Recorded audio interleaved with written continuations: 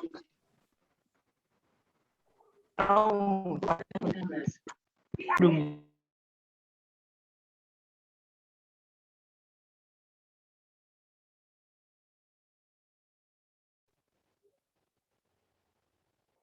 Morning ma'am. Good morning students. Good morning ma'am. Good morning. Morning. Good morning. Good morning. Volume आ रही है ना मेरी? Yes ma'am. Yes ma'am. और screen भी दिख रही है ना आपको? Yes ma'am. Yes ma'am. Students, आज हम आपका जो चैप्टर नंबर 4 है, स्ट्रक्चर्स ऑफ एन एटम, की जो एटम है, परमाणु है, उसकी स्ट्रक्चर्स क्या होती है। अलग अलग वैज्ञानिक आए थे और उन्होंने अपनी योजना बताई थी कि ये स्ट्रक्चर्स ऐसे बन सकती है, ये स्ट्रक्चर्स ऐसे बन सकती है। तो 3 वैज्ञानिक थे, उन्होंने अपना अपना अलग अलग मंथन रखा था और स्ट्रक्चर जो एटम की स्ट्रक्चर है उसको आइडेंटिफाई किया था। तो हमारा जो चैप्टर, आवाज नहीं, म्यूट कर लो मैम। यानी अभी भी एटम ही पढ़ेंगे? चैप्टर नंबर 4 है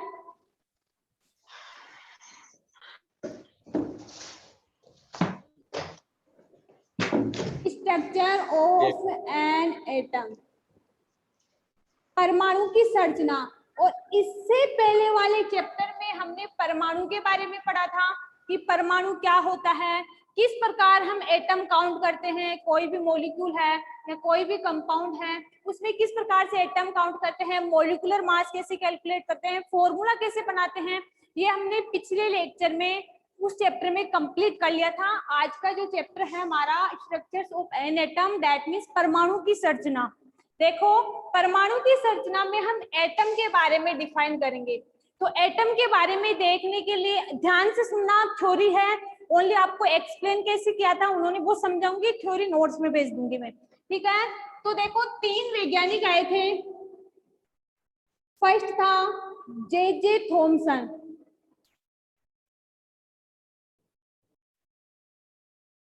सेकंड वैज्ञानिक था वो था रदरफोर्ड,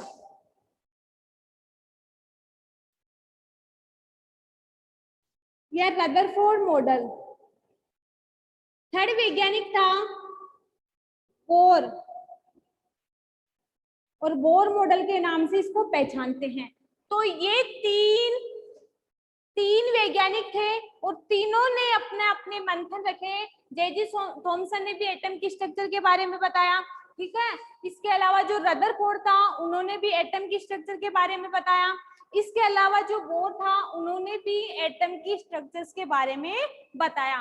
तो सबसे पहले हम जे थॉमसन के बारे में पढ़ेंगे कि इन वैज्ञानिकों ने एक्चुअली में बताया क्या था कि एटम क्या होते हैं, ठीक है। तो सबसे पहले हम देखेंगे जे थॉमसन। तो बात करते हैं जे थॉमसन की।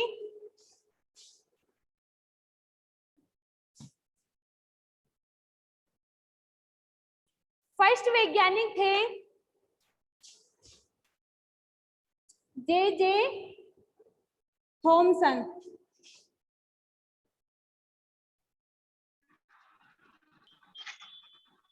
ये वैज्ञानिक थे जे थॉमसन और उन्होंने 1904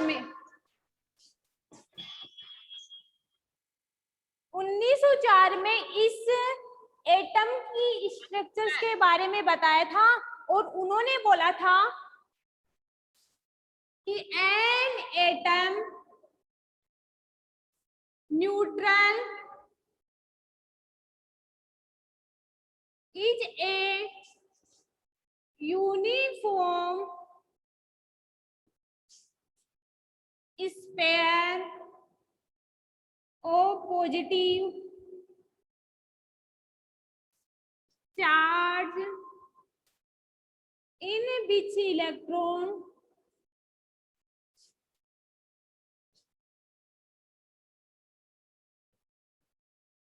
are embedded। That means इस लाइन के बारे में मैं आप लोगों को बताती हूँ कि इन्होंने एक्चुअली बोला क्या था। जो जे थॉमसन थे, फर्स्ट वैज्ञानिक थे जिन्होंने एटम की स्ट्रक्चर्स के बारे में बताया था और उन्होंने बताया था कि जो एक एटम होता है जैसे ये हमारा एटम है, ठीक है। Neutral is a uniform sphere of positive charge in which electron are embedded. देखो ये हमारा क्या है, एक एटम है जिसमें जे थॉमसन ने बोला था कि इसमें कुछ नेगेटिव चार्ज प्रेजेंट है।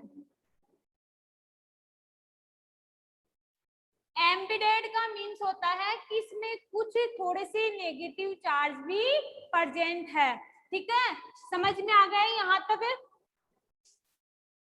और ये क्या है हमारी पॉजिटिव स्पेयर। और पॉजिटिव स्पेयर का मीन्स क्या हुआ, पॉजिटिव स्पेयर का मीन्स हुआ कि ये हमारी एक पॉजिटिव एटम है और इसमें थोड़े बहुत क्या है, नेगेटिव इलेक्ट्रॉन है, प्रेजेंट है। और ये जो भी आपको एम्प्टी दिख रही है खाली स्थान, उसमें हमारे पॉजिटिव चार्ज हैं। ये सारे इसमें जो भी आपको स्पेस दिख रहा है वो क्या है, पॉजिटिव चार्ज है। तो फर्स्ट लाइन का मीन्स इन्होंने ये बताया कि हमारा ये एटम है जो पॉजिटिव स्पेयर है, इसमें थोड़े बहुत इलेक्ट्रॉन पाए जाते हैं और उन्हीं इलेक्ट्रॉन को तो हम नेगेटिव चार्ज से डिनोट करते हैं। ये इलेक्ट्रॉन है और इन्हीं इलेक्ट्रॉन को हम नेगेटिव चार्ज से डिनोट करते हैं। समझ में आ गया। फर्स्ट लाइन का मीन वैज्ञानिक था, उन्होंने बोला कि एक स्पेयर होती है, पॉजिटिव स्पेयर होती है जिसमें थोड़े बहुत इलेक्ट्रॉन पाए जाते हैं जिनको हम नेगेटिव से डिनोट करते हैं। लेकिन लेकिन लेकिन जो ये स्पेस दिख रहा है आपको, इसमें पॉजिटिव चार्ज है। दैट मीन्स हम कह सकते हैं कि हमारा जो एटम है इसमें पॉजिटिव चार्ज भी है और नेगेटिव चार्ज भी है। That is clear. यहां तक समझ में आ गया फर्स्ट पॉइंट सबको। दिव्यांशु, नव्य, रोहन, यहां तक समझ में आ गया फर्स्ट पॉइंट? यस या नो?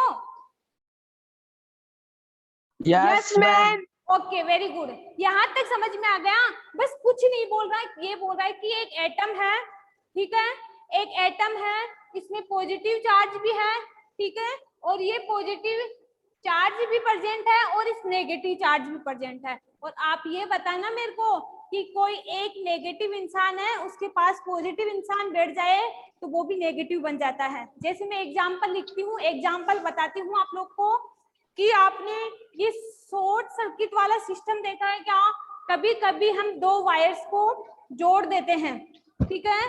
जब हमारे पास दो वायर होते हैं, एक रेड कलर का एक ग्रीन कलर का, ठीक है, और दोनों वायर, जो दोनों वायर्स है, दोनों तार है, अगर वो आपस में एक दूसरे से अलग अलग अटैच हो जाए, हमें जोड़ने थे दोनों सेम तार, लेकिन वो नीला वाला वो दोनों तार जुड़ गए, एक पॉजिटिव था एक नेगेटिव था, तो वहां पे 100% शॉर्ट सर्किट होने की संभावना है या नहीं है ना।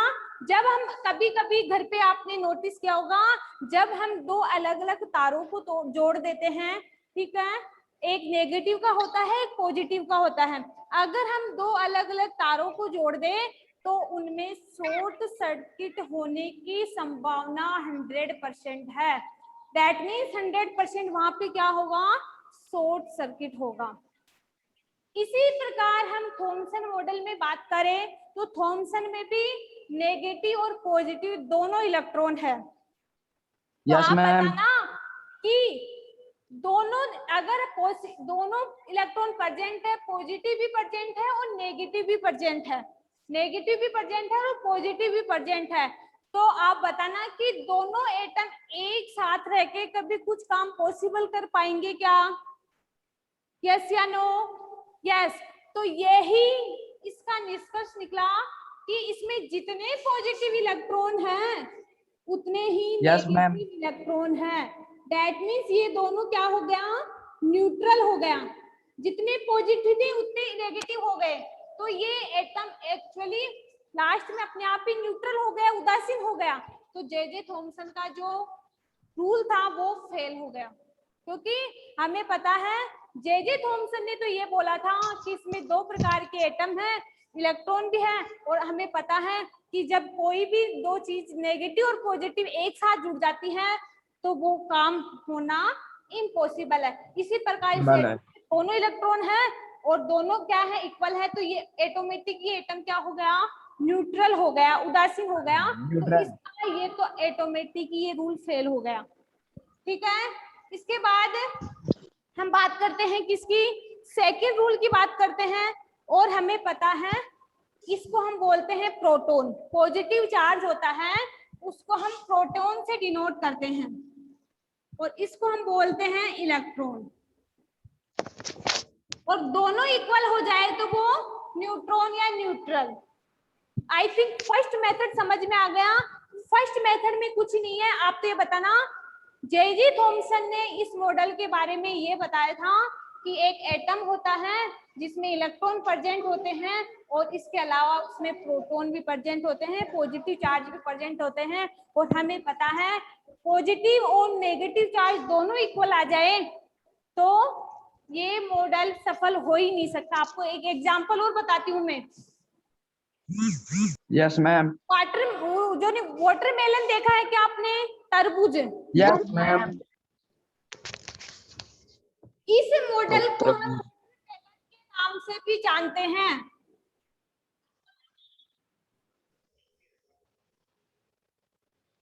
इस मॉडल को हम वाटरमेलन के नाम से भी जानते हैं। तरबूज का जो तरबूज है उसके नाम से भी जानते हैं। वो कैसे, आपने तरबूज काटते हो और हमें पता है कि तरबूज के अंदर सीड्स होते हैं, तो वो सीड्स क्या है, नेगेटिव इलेक्ट्रॉन जो हमारे किसी काम की नहीं होते। नेगेटिव चीज किसी काम की नहीं रहती हमारे, कभी भी देख लेना, नेगेटिव चीज किसी काम की नहीं रहती। इसी प्रकार तरबूज के अंदर जो सीड्स होते हैं वो भी हमारे किसी काम के नहीं है। जो ये सीड्स हैं वो हमारे लिए क्या है, इलेक्ट्रॉन है। दैट मीन्स नेगेटिव चार्ज है। लेकिन आपको यहाँ जो रेड रेड दिखता है ना वो है आपके प्रोटॉन, जो हमारे लिए खाने वाली चीज है। और हमें पता है अगर हम पॉजिटिव सोच रखेंगे हमें पॉजिटिव चीज मिलेगी, तो वो हमारे लिए क्या है, तो ये जिसमें ये रेड रेड आपको दिख रहा है, ठीक है, वो आपके लिए क्या है, प्रोटॉन। लेकिन फिर वही बात आ गई, अगर नेगेटिव के साथ पॉजिटिव प्रेजेंट हो तो ये चीज पॉसिबल है क्या। तो जे थॉमसन ने वाटरमेलन जो है तरबूज के वीडियो से भी बताया था कि जैसे तरबूज में जो सीड्स होते हैं वो तो इलेक्ट्रॉन होते हैं, इसके अलावा जो वो रेड वाला जो पार्ट होता है वो प्रोटॉन होते हैं और दोनों एक जगह मिक्स होते हैं। इसलिए रदरफोर्ड जे थॉमसन का ये मॉडल फेल हो गया। ठीक है, यहां तक समझ में आ गया, यस या नो? नो। किसी स्टूडेंट को कुछ प्रॉब्लम? No ma'am. अब दैट मींस एटॉमिक समझ में आ रहा है मैम। एटॉमिक स्ट्रक्चर का फर्स्ट मॉडल क्या हुआ, फेल हो गया। अब हम बात करते हैं रदरफोर्ड मॉडल की।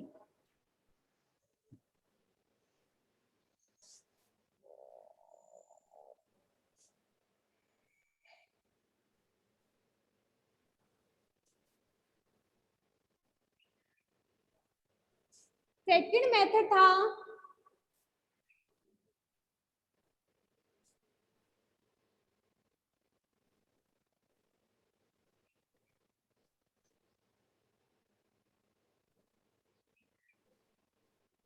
रदरफोर्ड मॉडल, जो 1911 में आया था। 1904 में थॉमसन मॉडल आया, इसके बाद जो रदरफोर्ड मॉडल था, ठीक है, वो आया आप लोगों का 1911 में।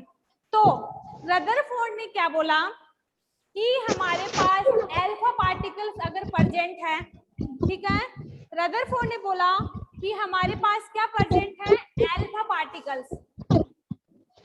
म्यूट कर लो स्टूडेंट्स।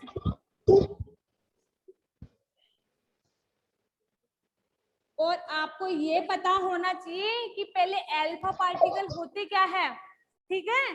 तो अल्फा पार्टिकल्स का मीन्स होता है 2 प्रोटॉन एंड 2 न्यूट्रॉन, 2 प्रोटॉन और 2 न्यूट्रॉन। अल्फा पार्टिकल का मीन्स होता है 2 प्रोटॉन का होना और 2 न्यूट्रॉन का होना, यही क्या है आपका अल्फा पार्टिकल्स, ठीक है। और इस मॉडल में रदरफोर्ड ने 1000 एटम पार्टिकल्स लिए थे, किसके? अल्फा पार्टिकल्स के। और आपको बता दूं आपकी जानकारी के लिए, जो अल्फा पार्टिकल्स होते हैं वो इतने सूक्ष्म होते हैं, इतने छोटे होते हैं, इतने छोटे होते हैं जिनको हम अपनी नेकेड आई से नहीं देख पाते, ठीक है। जो ये प्रोसेस करवाया था रदरफोर्ड ने, उन्होंने उसको इलेक्ट्रोस्कोपी आती है सूक्ष्मदर्शी, जिसके द्वारा हम बारीक बारीक चीजों को देख पाते ना, उसके द्वारा रदरफोर्ड ने करवाया था। दैट मीन्स अल्फा पार्टिकल को जब हम देखते हैं तो उन्होंने क्या किया था, उस सूक्ष्मदर्शी के द्वारा अल्फा पार्टिकल्स को देखा था। तो रदरफोर्ड ने क्या किया, कुछ अल्फा पार्टिकल्स लिए,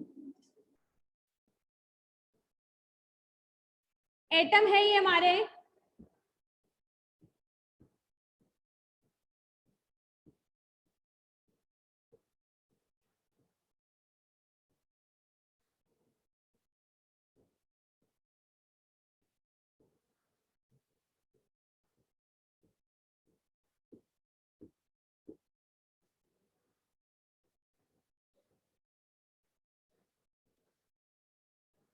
और रदरफोर्ड ने इस मॉडल को कैसे एक्सप्लेन किया था, अल्फा पार्टिकल से। और उन्होंने क्या किया, जो हमारे एटम थे उन पे अल्फा पार्टिकल्स की बौछार करवाई, लेकिन लेकिन लेकिन इनमें से कुछ पार्टिकल ही ऐसे थे, ध्यान रखना, अल्फा पार्टिकल में कुछ पार्टिकल्स ही ऐसे थे जो क्या कर रहे थे, बिल्कुल सीधे जा रहे थे, ठीक है। कुछ पार्टिकल्स ही ऐसे थे जो बिल्कुल सीधे जा रहे थे, लेकिन इनमें से कुछ ऐसे पार्टिकल्स थे जो क्या कर रहे थे, अपनी डायरेक्शंस को वहीं पे क्या कर रहे थे, मोड़ रहे थे। कोई इस डायरेक्शन Yes, में ma'am. गया, कोई इस डायरेक्शन में गया, कोई इस डायरेक्शन में गया, ठीक है।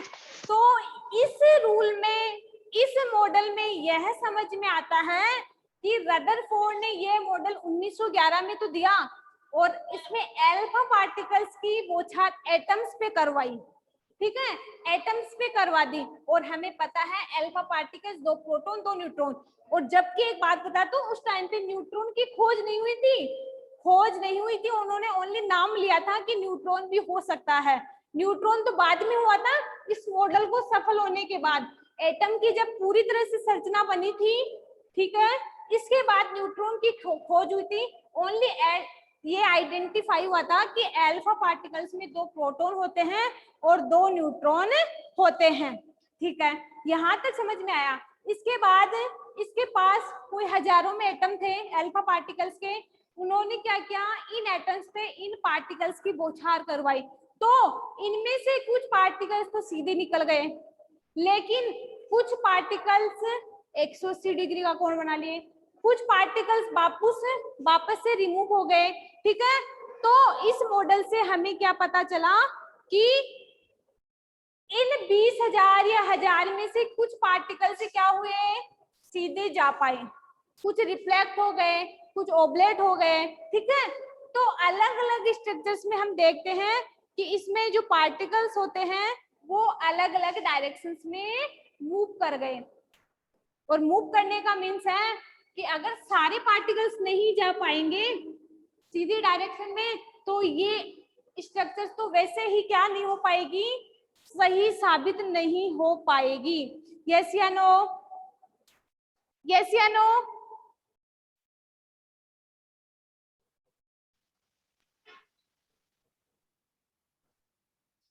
Ma'am yes ma'am. मैम आवाज ही नहीं आ रही। स्टूडेंट्स वॉल्यूम आ रही है क्या? Hello, yes ma'am. ठीक यस है। मैम। तो रदरफोर्ड ने यही साबित किया था कि उसके पास हजारों में पार्टिकल्स थे, उन्होंने बौछार करवाई, उनमें से कुछ तो खाली रह गए। अब जैसे इनमें इनमें तो सारे ऑर्बिटल्स क्या हुए, इन पे तो ये अल्फा पार्टिकल्स आ गए, लेकिन कुछ पार्टिकल्स की मैंने बात की तो कुछ पार्टिकल्स यहाँ से मूव हो गए, तो ये पार्टिकल्स क्या रह गए, एम्प्टी रह गए, खाली रह गए। तो हम एक इंसान खा रहा है दूसरे को भूखा कैसे रख सकते हैं, नहीं रख सकते ना। तो इस मॉडल में भी यही था कि कुछ ने तो ले लिया लेकिन कुछ रह गए, तो ऐसा अन्याय हम कर ही नहीं सकते। तो एटम में भी ऐसे हुआ और इसका भी ये मॉडल फेल हो गया कि कुछ के पास तो सब कुछ आ गया और किसी के पास कुछ ही नहीं था, तो ये मॉडल ऑटोमेटिकली क्या हुआ, फेल हो गया। इसके बाद हम पढ़ेंगे थर्ड मॉडल के बारे में, वो था बोर मॉडल, और उसी वैज्ञानिक ने इस स्ट्रक्चर्स को आइडेंटिफाई किया और एक स्ट्रक्चर के बारे में बताया कि हाँ this is a structure of an atom, कि यही एटम की स्ट्रक्चर्स हो सकती है। ठीक है, तो इस मॉडल को हम कल पढ़ेंगे। इससे पहले मैं आप लोगों को एक बार तो इनके बारे में बताती हूँ, दोनों के बारे में। क्या मैम?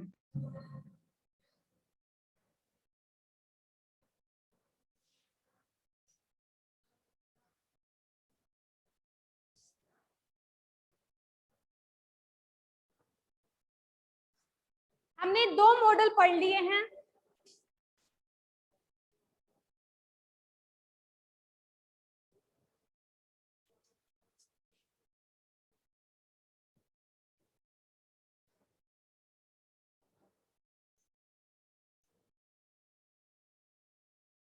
इसको हम वाटरमेलन के नाम से जानते हैं। एक बार डिफाइन कर रही हूँ, दोनों को समझ लेना।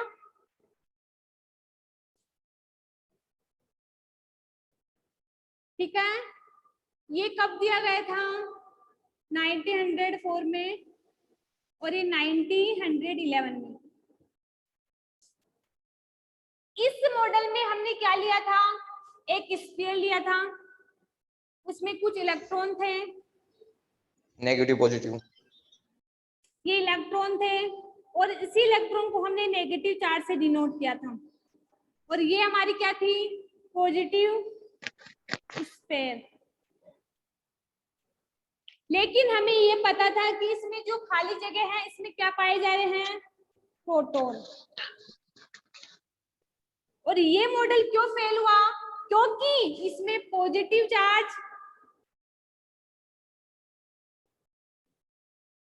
और नेगेटिव चार्ज, नेगेटिव चार्ज को हम बोलते हैं इलेक्ट्रॉन। बस यही तो चीज पढ़ाई है, एक बार इसको देख लेना पूरा समझ में आ जाएगा। और पॉजिटिव चार्ज का मीन्स होता है प्रोटॉन। दोनों क्या हो गए, इक्वल हो गए। इस मॉडल में रदरफोर्ड जोजी थॉमसन ने ये बोला कि हमारे पास एक पॉजिटिव स्फीयर है जिसमें इलेक्ट्रॉन है और प्रोटॉन भी है, और दोनों अगर एक जगह आ जाए तो कोई चीज पॉसिबल है क्या, तो इसमें पॉजिटिव चार्ज और नेगेटिव चार्ज दोनों है। ठीक है, और दोनों एक जगह रहे, पॉजिटिव वाला और नेगेटिव वाला, तो 100% वहां शॉर्ट सर्किट होने की संभावना है। तो इस वजह से इस रूल को उसने क्या कर दिया, फेल कर दिया। आपको कोई पूछे कि जे थॉमसन की एटम की स्ट्रक्चर्स को क्यों फेल किया गया, तो आप बोलना कि वहां पे पाए जाने वाले पॉजिटिव चार्ज और नेगेटिव इलेक्ट्रॉन, पॉजिटिव और इलेक्ट्रॉन थे वो दोनों इक्वल हो गए, और दोनों चीज एक जगह होना पॉसिबल नहीं है, क्योंकि अगर दोनों एक जगह रहेगी तो ये तो पॉसिबल ही नहीं, यहाँ पे 100% शॉर्ट सर्किट होगा। दैट मीन्स ये अपनी अपनी अलग अलग डायरेक्शन में जाएंगे, और वो थॉमसन को बर्दाश्त नहीं, तो इस रूल को फेल कर दिया। इसके बाद हमने रदरफोर्ड की बात की थी। रदरफोर्ड ने 1911 में ये मॉडल दिया था, और उन्होंने किसके बारे में बताया था, अल्फा पार्टिकल्स के बारे में। और अल्फा पार्टिकल्स मैंने बताया जिसमें 2 प्रोटॉन और 2 न्यूट्रॉन हो। प्रोटॉन पॉजिटिव चार्ज, और न्यूट्रॉन की तो खोज ही नहीं हुई थी, ओनली उन्होंने नाम लिया था न्यूट्रॉन के। इसके बारे में तो हम बता ही नहीं सकते कि पॉजिटिव चार्ज है, नेगेटिव चार्ज है, क्या है। इनके बारे में तो ओनली उन्होंने बताया था कि अल्फा पार्टिकल्स होते हैं, उसमें प्रोटॉन होता है और न्यूट्रॉन होता है। और उन्होंने क्या बोला कि लाखों की संख्या में क्या होते हैं, एटम होते हैं, अल्फा पार्टिकल्स। तो इनकी ये जो एटम्स होते हैं बहुत सूक्ष्म होते हैं, और इस मॉडल के द्वारा उन्होंने ये एक्सप्लेन किया कि इन अल्फा पार्टिकल्स की जब हम इन पे बौछार करवाते हैं तो कुछ ही अल्फा पार्टिकल्स सीधे जा पाते हैं, इनमें से कुछ क्या हो जाते हैं, मूव हो जाते हैं। जैसे ये हो गया, ये वापस उसी डायरेक्शन में गया, ठीक है, ये नीचे गया, तो इनमें से कुछ एटम्स क्या रह गए, एम्प्टी रह गए, खाली रह गए, ठीक है, इनको ऊर्जा नहीं मिल पाई, इनके पास अल्फा पार्टिकल पहुंचे ही नहीं, तो इनको ऊर्जा कहाँ से मिलेगी, इसलिए इसके मॉडल को भी इसने क्या कर दिया, फेल कर दिया। यहां तक किसी स्टूडेंट को कुछ प्रॉब्लम? ना मैम। याद करने नो की मैम। जरूरत है? याद मैम करने कुछ की- भी नहीं। हाँ मैम, कुछ भी नहीं समझ में। क्या हुआ, यहां तक समझ में आया? Yes ma'am. अब जो बोर का मॉडल था वो थोड़ा बड़ा टॉपिक है, इसलिए उसको हम कल लेंगे। यहाँ तक आज के टॉपिक में कुछ प्रॉब्लम नहीं ना? तो अब तैयार हो जाओ आप लोग।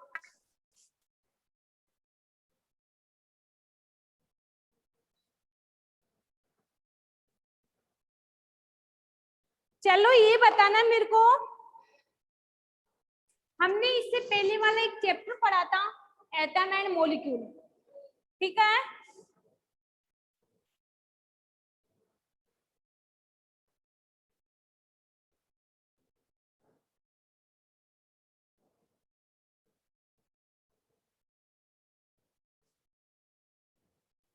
रोहन आप बताओ मुझे कि what is the atom, atom क्या है?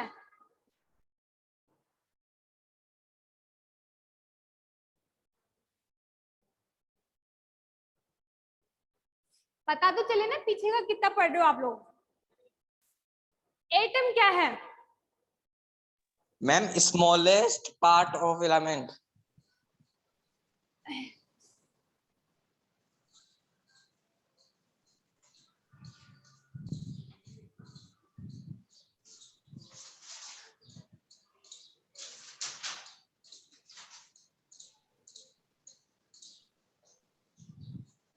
दिव्यांशु ये बताओगे, ये तो सही है कि एलिमेंट के छोटा सा भाग ये एटम है, लेकिन एलिमेंट क्या है? एलिमेंट की फॉर्मेशन हमने कैसे करवाई?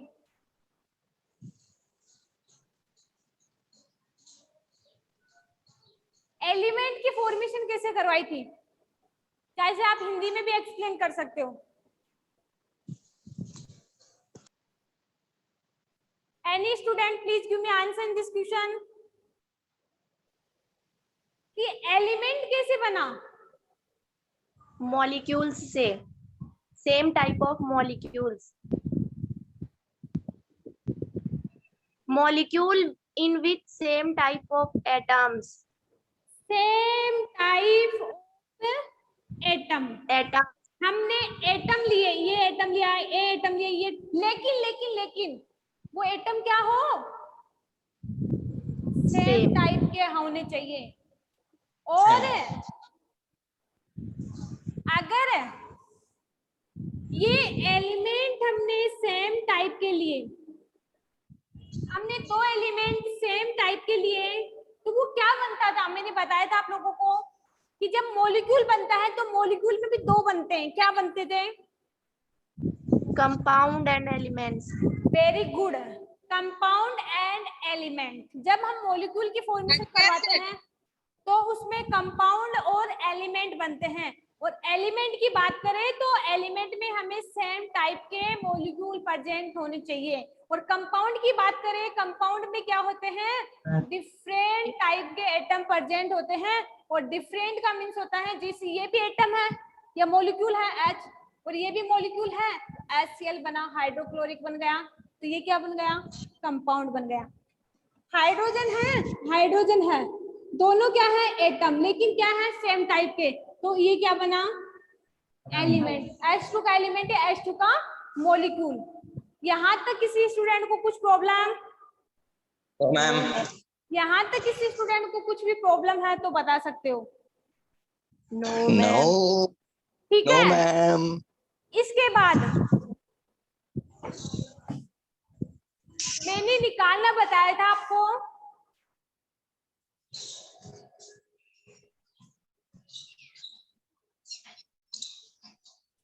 कि कौन से वैज्ञानिक थे वो, ध्यान से सुनो, कि कौन से वैज्ञानिक थे जिन्होंने एलिमेंट की स्ट्रक्चर के बारे में बताया था, और जिनकी राइट भी हुई थी, उन्होंने जो एक्सप्लेन किया था उनको हमने राइट मान लिया था कि हाँ आपका जो मंथन है वो राइट है। तो कौन सा वैज्ञानिक था? Any student give me answer please. दो वैज्ञानिक थे उसमें भी, तो फर्स्ट वाले ने तो स्ट्रक्चर से बताया था कि इसको हम हाइड्रोजन दे दें, इसको ऐसे दे दें, कार्बन दे दें, लेकिन इसके बाद एक वैज्ञानिक और आए थे। Berzelius. कौन था? बर्जलियस।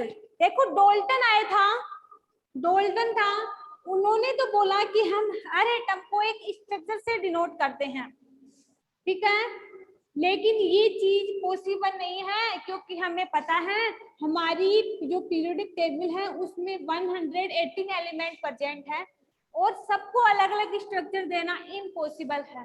स्ट्रक्चर दे भी देना तो याद नहीं हो पाएगा। लेकिन एक वैज्ञानिक आए थे बर्जलियस, और बर्जलियस ने बोला कि हम हर एटम को, सॉरी हर एलिमेंट को उसी के फर्स्ट लेटर या फर्स्ट 2 सेकेंड लेटर से उसको सिंबल डिनोट करेंगे। जैसे हाइड्रोजन है H. तो H, और वो जो फर्स्ट लेटर है उसको हम किस में लिखेंगे? हमेशा हमेशा कैपिटल लेटर में लिखेंगे। इसके बाद अगर हम सेकंड लेटर यूज में लेते हैं तो उसको हम स्मॉल से डिनोट करेंगे। यस या नो? यहाँ तक Ma'am. इसके बाद मैंने केमिकल फॉर्मूला बनाना बताया था, और केमिकल फॉर्मूला बनाने के लिए मैंने बोला था कि आपको क्या पता होना चाहिए? एटॉमिक नंबर और वैलेंसी। अगर आपको एटॉमिक नंबर और वैलेंसी पता है तो आप किसी भी कंपाउंड का या किसी भी मॉलिक्यूल का केमिकल फॉर्मूला बना सकते हो। यस या नो? इसके बाद आपने Yes. मोलर मास निकालना, जो फॉर्मूले थे वो आज सेंड कर दूंगी मैं, कल माइंड से निकल गई बात है, ठीक है, वो चारों फॉर्मूले आज सेंड कर दूंगी मैं। इसके बाद उस चैप्टर में किसी स्टूडेंट को कोई डाउट वहां तक No, ma'am. नहीं है ना? और इस चैप्टर में मैंने आज 2 मॉडल पढ़ाए हैं आप लोगों को, दोनों मॉडल आप लोगों के क्लियर होने चाहिए, ठीक है? Yes, एक बात देख लो, किसी स्टूडेंट को कोई डाउट हो किसी भी टॉपिक में, आज वाले में या पहले वाले में, म्यूट करो एक बार।